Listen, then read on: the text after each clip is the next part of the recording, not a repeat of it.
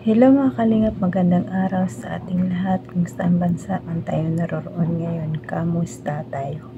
Ngayong araw pa mga kalingap, magbigay tayo ng reaksyon. Balik-balikan lang natin yung mga nakaraan kasi wala pang episode ng EDC. Ito yung umiyak si Papa Eats no, sa dami-daming issue. Dito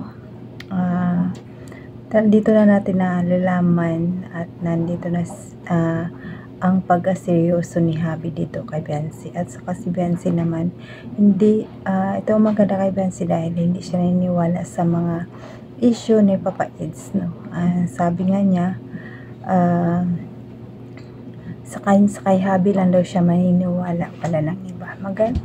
Napaka ni Biancy mature dito ang sinasabi ni Kalinga Prab na dapat kay Habi mature ang babae mag-isip.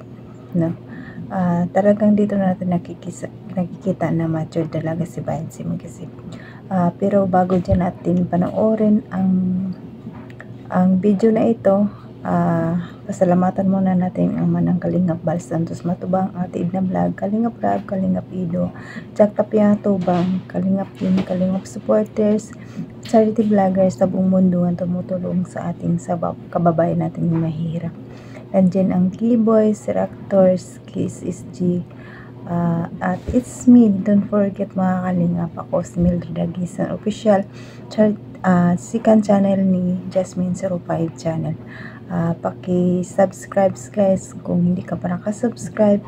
Please click the notification bell para updated ka sa aking mga video na bawat upload ko araw-araw. Paki-like and share guys mga kalingap, at don't skip ads guys para malaking tulong ito sa kanilang ginagawa. Ngayon mga kalingap, pumisahan na natin ang video. Manood na tayo. Tara, let's go. 1, 2, 3, go.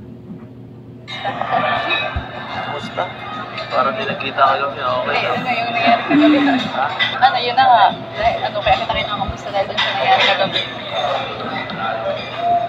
Okay lang naman ako.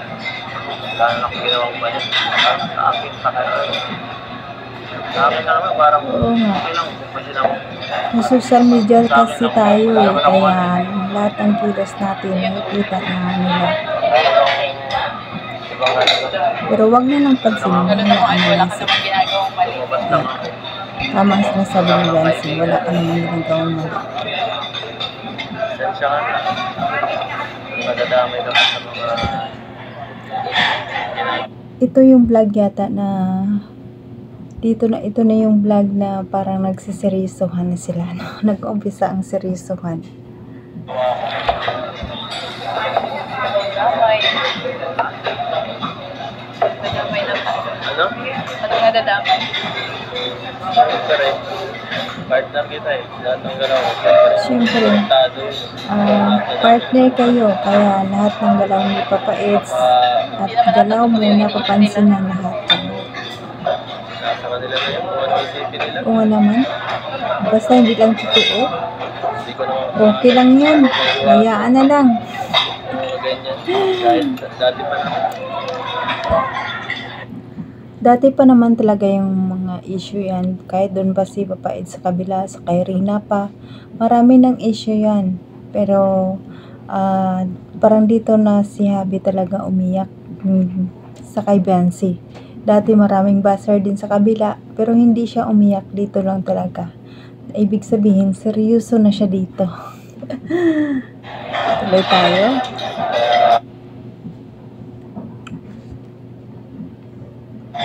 Mahina ang wifi. Mahina ang wifi guys. Iba na nagtitiwala. Hindi lang ang kapakinggan din. Sila, dito lang ako. And basta dito lang ako. Sila, nandito pa rin ako kahit anong sabihin nila. Yan, ganyan, tama yung Biancy. Ay, Habi ka lang maniniwala, wag sa kanila. Salamat. Sa'yo na yan. Salamat na.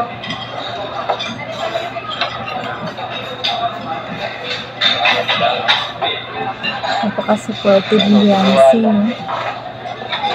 Ito lang yan, dapat na ako. pagkiwalaan ka. May tayo.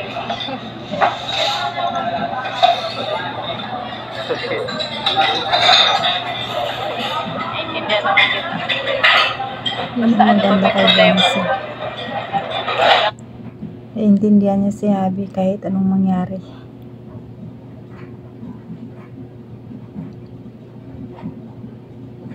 Hello guys. Ako na ngayon kausapin mo. Oo nga naman.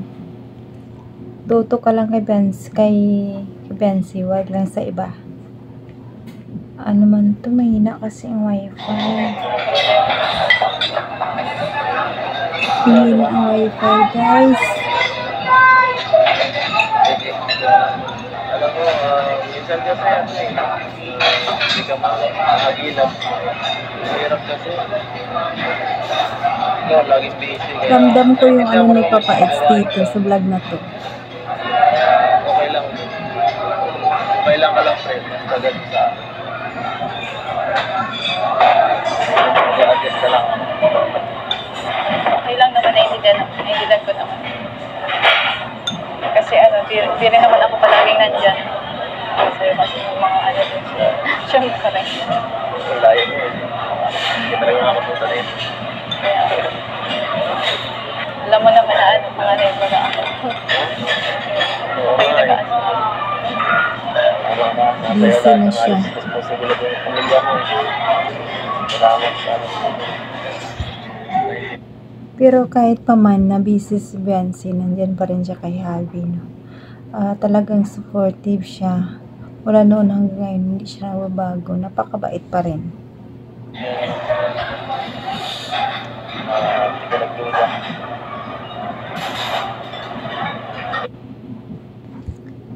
Okay lang naman kung mag-selos ka. Ang hina ng wifi namin ng Kalingap. Naintindihan ko naman. Ang hirap. Duwala. Yan. Ramdam ko ang lungkot ni Papa Eds. Kahit nakaraan na tong vlog, pero pag binabalik-balikan mo talaga, nakakaiyak pa rin. Ramdam ko yung lungkot ni Papa Eds. Talagang dito lang siya umiyak sa vlog na to. Dami-dami na siyang naging love team, pero dito talaga siya umiyak. Kaya ko naman eh. Kaya Nalapansin. Oo nga naman, hayaan na lang. kahit mahirap siyempre. Hindi na namin ang gagawin. Kaya nga patunayan nyo na strong talaga kayong dalawa. Na hanggang dulo talaga. Hanggang dulo. Forever ang IDC. No? Para wala na silang masabi. Wala na silang maibash. Hindi na maiwasan. Nandito tayo sa social media eh. Oo nga. Kahit sino mayroong baso. Kahit ako may baso. Pero didma lang yan. Na lang tayo. Sanayan na lang din. Sanayan na lang talaga. Ulit na naman na yung binibit na. Huwag natin hayaan na. Oo naman kasi Ako na matitig. Alam ko naman ang ginagawa ko eh. kasi yung mga buzzer gumagawa lang talaga ng issue yan na may masasabi. Wala man kayong ginagawang masama, pero sila may masasabi at masasabi talaga sila para lang masira at mabuwag yung pagmamahalan yung dalawa.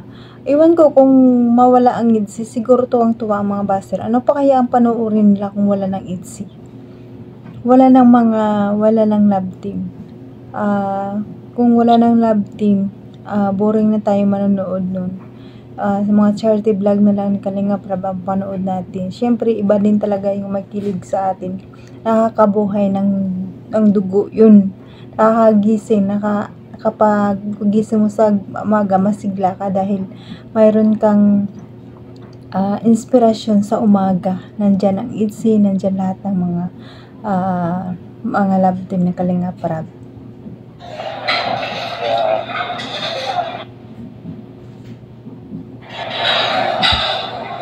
Naalala lang sila mag-alit. Sa kanila na yung kung ano. Naniniwala sila o hindi. tama yung Kalingap Ido. Kahit maraming basher hanggang ngayon, no, ilang episode na pero maraming pa ring basher. Pero hayaan mo na lang, di wag mo silang papansinin. Kaming mga solid supporters mo nakakaintindi sa'yo. At wala ka namang ginagawang masama talaga. Alam naman namin yan. Kung gaano ka sincere kay Bensi. Sa kanya ka lang talaga umiyak. Dahil hindi mo yan nakinaya ang sobra-sobrang mga pambabash. Pero ngayon may mga basher, pero wag mo na lang pansinin. Kawalang gana sila, pero laban lang, stay strong lang.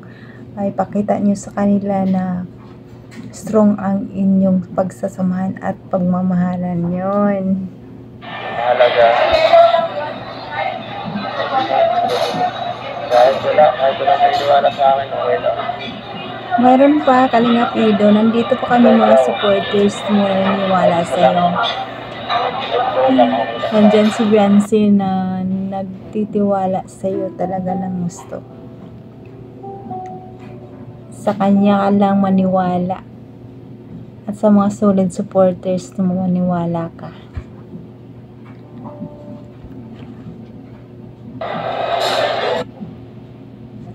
Ay nako, naman ang wifi.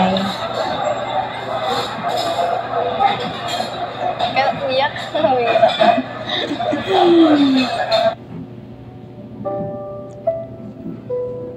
Dito lang umiyak si Papa Ace. Talaga. Sa dami-dami yung buzzer mula pa kay Rina hanggang sa kabila. Diyan lang talaga siya umiyak. Sila team nila ni Biancy. Ibig sabihin, totoo na talaga ang nararamdaman niya hanggang ngayon.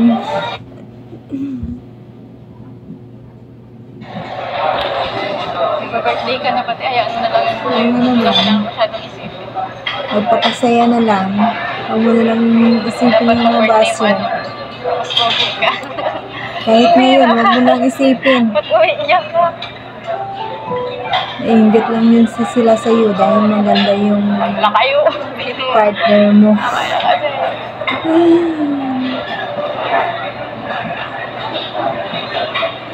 Itong una pa itong episode guys eh. Ano yung mga- Grabe nandun ulit si Apa yung Papa mga Ace. nila? Yung mga issue na yun. Pero hanggang ngayon, Umiyak ka. lalo silang tumibay. Umiyak parang bata. Ay, amo silang kung basta kakilala sa'yo. May tama yung Jancy. Basta ikaw, focus ka lang kay Habi. Pinapalakas ni Jancy ang loob ni Habi. Swerte daw yung babae pag iniiyak ka ng lalaki. Talagang mahal na mahal ka niya, no? Sana all. May umiiyak. Naman.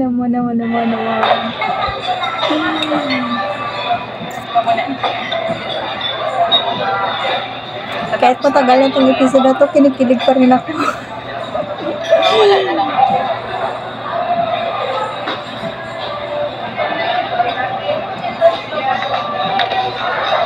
Sensya ka na.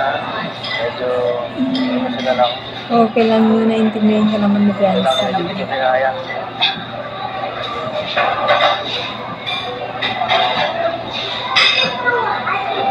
Kaya na. Alright Dito guys, magkanta na sila. Ang gusto ko dito yung kanta ni Biancy na sandali na lang. Ribbon cutting dun sa... Parang tumanta, sa kanila ni Habi. Parang, Rabay talaga, yan talagang gusto nila Rabay. parang yun ang tugma talaga sa kanilang dalawa. Ayun Sandali yung na lang. sakay. Dito na lang nila sa kanta.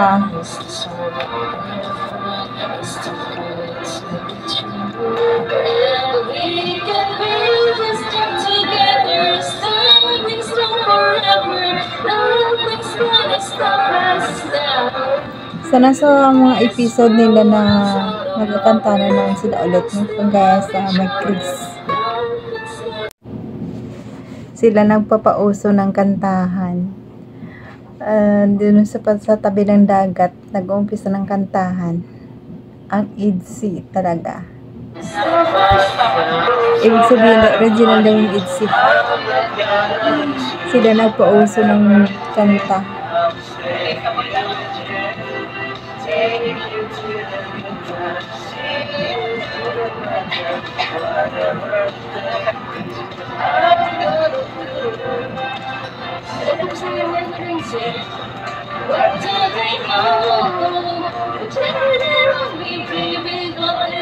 Maganda din kay Bansi kasi kahit paano din sa lahat. Naalala ko pang noon eh. Sobrang mahihain talaga siya. Maalala ko talaga yun eh. Bigyan ko din ng reaction yung halos hindi siya na makapagsilata talaga kay Javi. Nung una pa yun. Pero ngayon, tingnan niyo naman.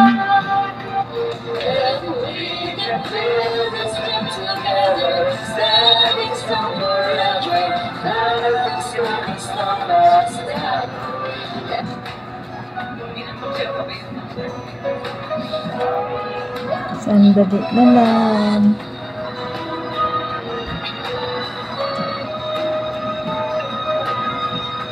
Para kay Javi ang kanta na yan.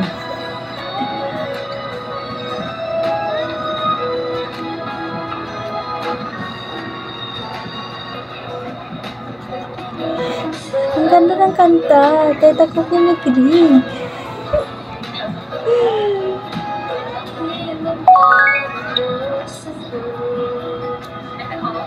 Ibig sabihin talaga yung kanta eh.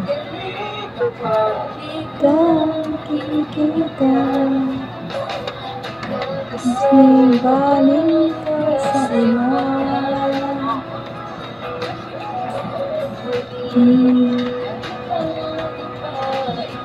Ang ganda talaga ng kanta, no?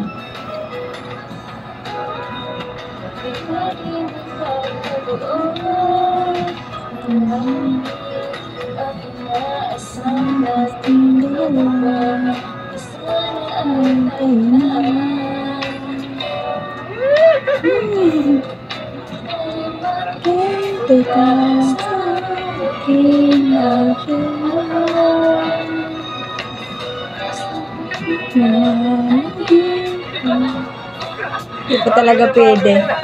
Malapit na. Maging pwede talaga.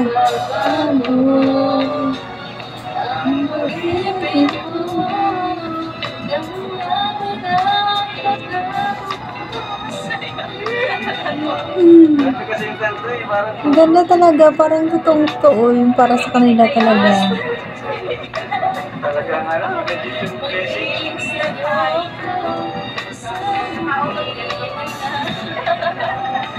Hindi nadaan sa tawa eh.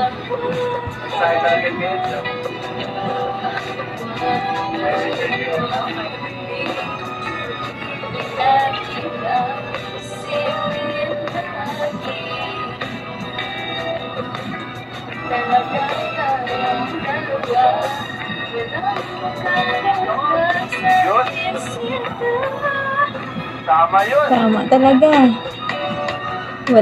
Walang kawala.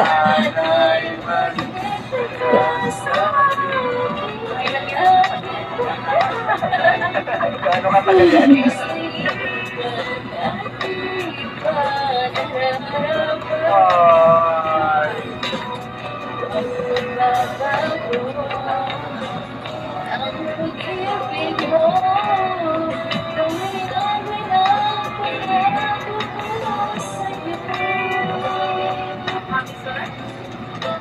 Hintay ka lang, Javi.